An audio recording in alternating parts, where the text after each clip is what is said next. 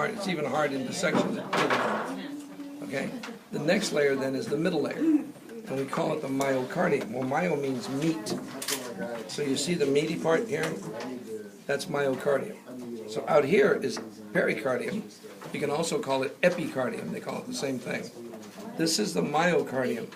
And lining the inside, all of the inside, including the valves, is the endocardium. Okay?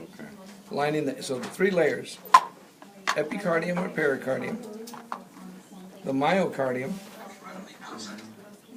and then the endocardium covering everything, including the valves. Okay? When you look at the heart, it's an upside down triangle. This is the apex. This is the base. Okay? Now, the heart's really two pumps. A pump on this side and this side. This pumps to the lungs. This pumps to the body. If I open up, the upstairs are called the atria, or the atrium. The upstairs are called the ventricles. Okay, so let's look at the right atrium. All the blood, except for the ones that are coming back from the lungs, all the blood in your body comes back to the right atrium. So it's going to come back into the right atrium via the superior vena cava that drains everything above the heart, or the inferior vena cava, draining everything from below the heart. All right? This, little ridges, is pectinate muscle. This is the auricle of the right. So I have the pectinate muscle and the auricle. Now, all the blood comes in here. And then just by gravity, 70% is going to drop down here. That last 30%, the pectinate muscle is going to squeeze and push it down here. Most of it just drops, okay? When it drops, it goes through this valve. This valve has the three little tails, see it? Right. So this is the tricuspid valve, or the right AV valve, atrioventricular valve. It goes through the right AV valve, or the tricuspid valve, into the right ventricle. All right? Right ventricle squeezes. It's going to, this valve closes. It's going to go out this valve. This is the pulmonary trunk. So this then is the pulmonary semilunar valve right here. It goes into the pulmonary trunk. And because we're saying pulmones, you need to know it's going to the lungs. When a blood vessel takes blood away from the heart, it's an artery. So this is the left pulmonary artery. This is the right pulmonary artery going to the lungs. It went to the lungs and picked up oxygen. Now it's coming back through the right pulmonary vein and the left pulmonary vein. Those are the only ones then that dump into the left atrium. See these two coming in here, and the right one's coming in way over here. Okay, comes into the right to the left atrium. Here you can see pectinate, and you can see the auricle. Okay, blood's going to drop through this valve. This valve has two tails. So it is the left atrioventricular valve, the left AV valve, or the bicuspid valve, and then it has a special name called the mitral valve.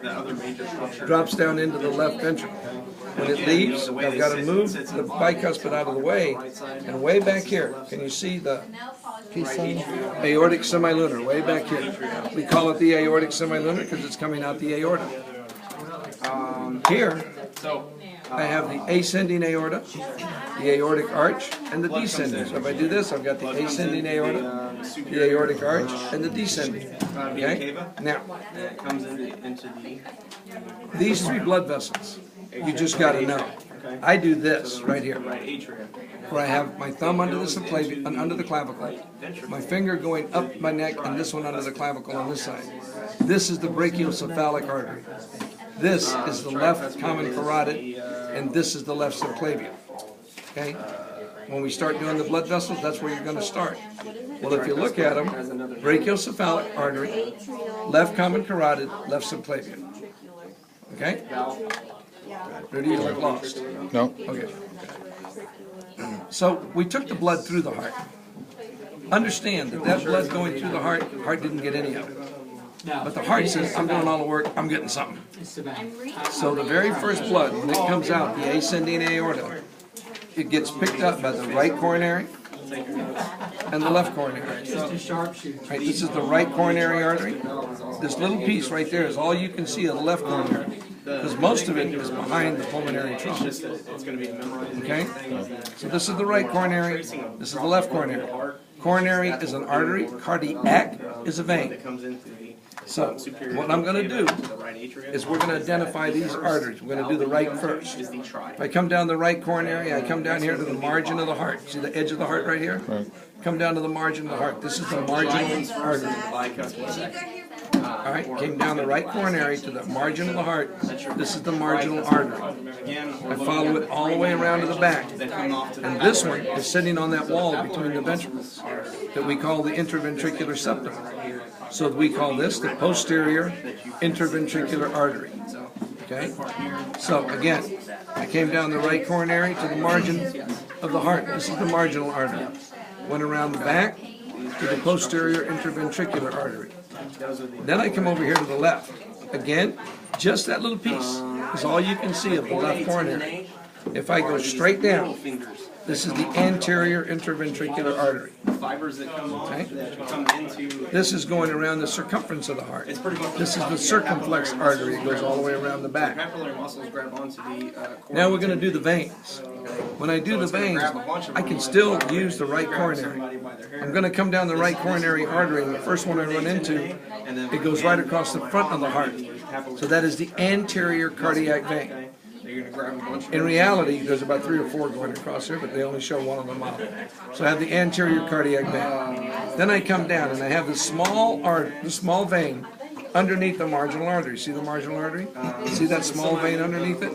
That's the small cardiac vein. Okay? Then I'm going to come all the way around the back. See this blue one going right down the middle of the back of the heart? This is the middle cardiac vein. So use my words. Across the front is anterior. This is the anterior cardiac vein. This is my small vein underneath the marginal. That's my small cardiac vein. This is my one going down the middle of the back of the heart. This is my middle cardiac vein. Okay? Then I'm going to come to the left side. If I go all the way down to the bottom of the anterior interventricular, this great big blue one comes up and all the way around to the back. Great big blue one. That is the great cardiac vein. Comes all the way back here to the coronary sinus. And the coronary sinus dumps into the right atrium. Remember, all the blood that's used comes back to the right atrium. Okay? Now let's do the electrical conduction of the heart. For me to go anywhere, I have to leave San Antonio first, right? This is the SA node, the SA node or the sinoatrial node, also called the pacemaker. All right? Signal's going to go across both atria. It's going to come right over here to the AV node, atrioventricular node. There's a 100 millisecond delay. And then it's going to go right here, the thicker white little spot right there, to the AV bundle. This was the AV node. This is the AV bundle, or the bundle of his. Then it's going to go down on the right side. See the thick white down and up? This is the right bundle branch. This is the left bundle branch. And then it goes to those little bitty fibers. See them? That's the Purkinje fibers. And then it tells them to squeeze. Now, let's go back to the valve for a minute. We know this is the tricuspid, or the right AV valve. Those little strings are the chordae tendineae, heartstrings, chordae tendineae. They are attached to, see those little muscles right there? Those are the capillary muscles. And their job is to make sure that the valve doesn't turn inside out. Okay? That's it.